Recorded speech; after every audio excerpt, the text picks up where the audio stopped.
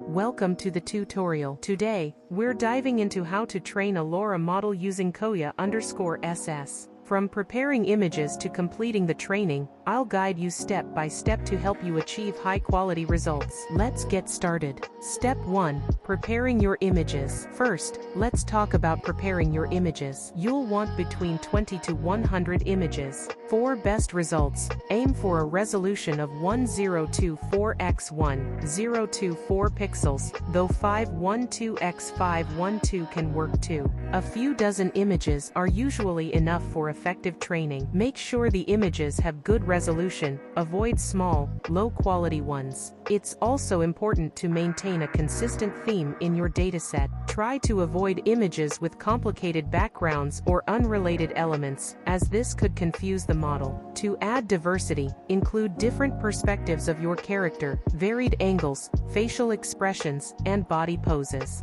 Focus on facial features for most of your images, with a smaller number of full-body shots to keep the focus on the character's face. Step 2. Uploading images via cloud storage. Once your images are ready, you'll want to upload them to the cloud. Compress your images into a zip file. A good tip is to name the file following this format, step number_name, like 1_name. This helps keep things organized. After uploading, unzip the file to extract the images. Step 3. Tagging your images. Now it's time to tag your images. Koya_SS has a built-in tool for this, called the WD14 captioning tool. It's easy to use. Just select the folder containing your images, and click on Caption Images to begin the tagging process. You can monitor the tagging progress in the Log tab. Once tagging is done, you'll see TXT files appear in your image folder.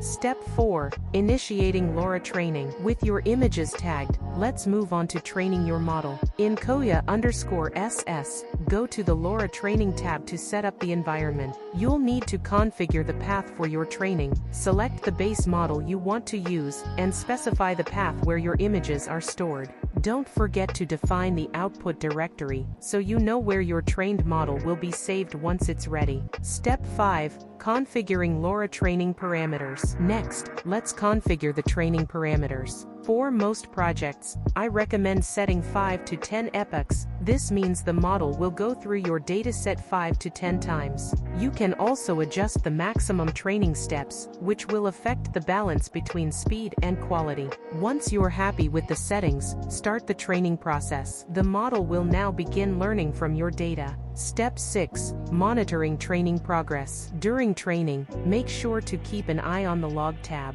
This will show you the training progress and help ensure everything is running smoothly. If anything seems off, you can stop and adjust your settings. For more detailed information on training parameters, check out the official Koya_SS LoRA Training Parameters Guide. It can help you fine-tune your model for even better results. And that's it. You've now got the steps to train your own LoRA model using Koya_SS. From preparing images to configuring training settings, you're all set to create high-quality models. Thanks for watching, and happy training.